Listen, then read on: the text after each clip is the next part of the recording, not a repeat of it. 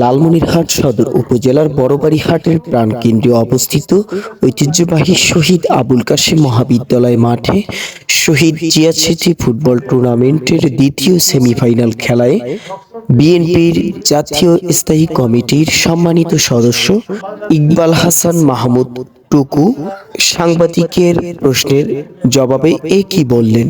একটি দল মানে নানান নামে বিশৃঙ্খলা সৃষ্টি করছে দেশে, স্যার এটির জন্য স্যার আসলে বিএনপির করণীয় কি পদক্ষেপ কি স্যার? শুনেন, আপনারা জানি না বিপ্লবের ইতিহাস দেখেছেন কিনা।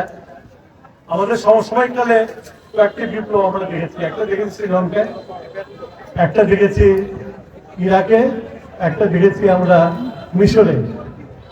এই ধরনের গণ-অভ্যুত্থানের পরে যেখানে পুলিশ থাকে না, কেউ থাকে না, সেখানে খুব বিশৃঙ্খল হওয়াটা স্বাভাবিক।